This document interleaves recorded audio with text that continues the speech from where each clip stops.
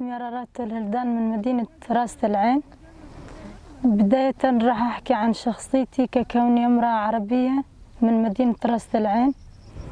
أنا ككوني من راس العين من الشعب العربي، صراحة بدي أحكي عن المرأة بالمجتمع. كيف المرأة بالمجتمع، كيف عم تعيش حياتها، ما إلها لا حقوق، ما إلها لا وجود، عم تعيش الظلم، عم تعيش تحت الظلم وعبودية الرجل. المرأة بشكل عام مظلومة. أنا لما شفت هالشغلات هذن صراحة، أنا لما كنت بشوف كنت بفكر إنه الحرية بالفوتة بالطلعة بالروحة بالجية. كنت بالبيت بفكر إنه الحرية هيك. أما آخر شيء قررت إنه انضم لحركة المرأة أو بالأحرى لثورة المرأة. لما انضميت عن جد عرفت شو الحرية، شو معنى الحرية.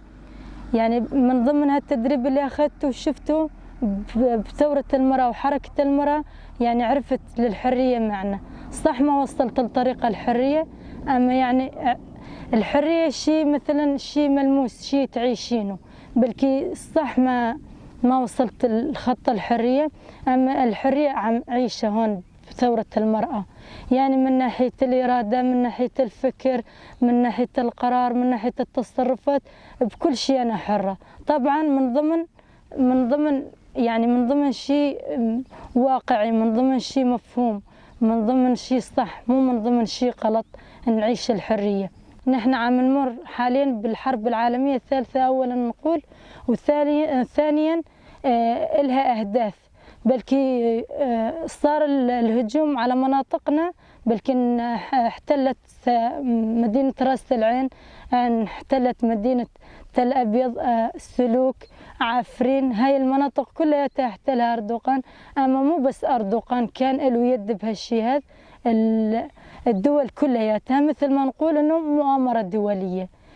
كيف مؤامرة دولية؟ مؤامرة دولية كل الدول مشتركة بهالشي هذا، بس بسبيل احتلال سوريا بشكل عام والشمال والشرق سوريا بشكل خاص. كيف إنه بده مثلا يحتل؟ شو أهدافه؟ أهدافه مثلا نقول احتلال مناطقنا وتوطين العدو فيها. ومن ضمن هالهجوم اللي صار شو هو؟ قتل أطفال، قتل نساء، قتل ناس كبار بالعمر. ما خلى شيء وما أبادوا، أباد بكل الشعب. هلاتين عم يقولوا إنه هدفه هو إبادة الشعب الكردي. مو إبادة الشعب الكردي بس، هلاتين مناطقنا ساكن من جميع كل المكونات، ساكن الشعب العربي، الشعب الكردي، الشعب السرياني، الشعب الأرمن، الشعب السركش. هاي كلياتها انبادت بس بسبيل انه يحقق اهدافه. من الاخير اردوغان هاي اهدافه على اي اساس؟ انه يكبر دولته وانه يحتل العالم اجمع. هاي هو هدفه، ويسترجع الاحتلال العثماني. اما ما حذر، هلاتين اقولها هلا وبعدين، اردوغان ما حذر ولا راح يحذر انه يحتل مناطقنا. ونحن بإرادة المرأة الحرة وفكرها الحر راح نحرر كل مناطقنا ونسترجع كل مناطقنا، وما يطلع له لا هو ولا غير أي دولة.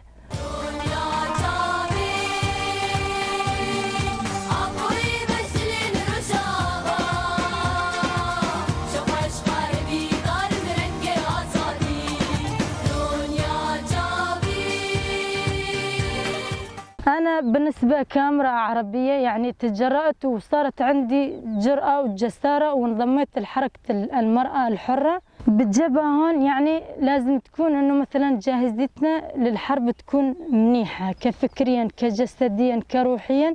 نكون جاهزين من كل النواحي، مشان ما حدا مثلا انه يقدر يقول انه المرأة ما عندها قوة، المرأة ما عندها جسارة، المرأة ما تقدر تشيل السلاح، المرأة ما تقدر تلبس لباس عسكري.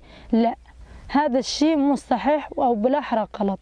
المرأة بلكي من قبل كنا ما نقدر نقرب على السلاح، بلكي كنا نخاف من السلاح، كنا نقول انه ما نقدر نطلع من بيوت اهلنا.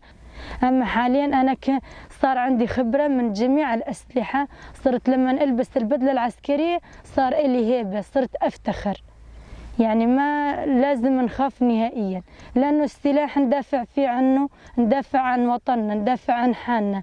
هدفي أنه بداية أنه أحرر نفسي، وثاني شغلة أحرر قائدي اللي صار له 20 سنة مسجون عند الاحتلال التركي، عند أردوغان، اللي بلا وجدان وبلا ضوير بلا ضمير.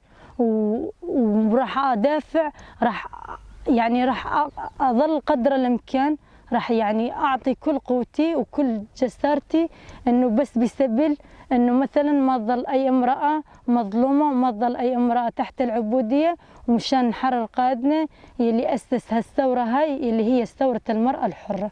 هلا أتينا النظام السوري شو بده أم عربية واحدة، أم عربية واحدة اشتراكية، يعني إنه النظام السوري هيك بده، بس نحن ما بدنا هيك، نحن بدنا أمة ديمقراطية سورية، يعني تضم جميع أخوة الشعوب، يعني مو بس الشعب العربي والكردي ومن جميع المكونات.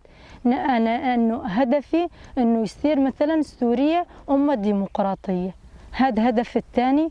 وبالنسبة للمرأة خاصة بالنسبة للمرأة، أنصحها نصيحة أنه تنضم لحركة الثورة، وأنه تجي تتحرر فكريا، وأنه تحرر وطنها، وأنه تدافع عن وطنها اللي هلاتين محتلوا العدوان التركي أو محتلته الدول بأجمعها.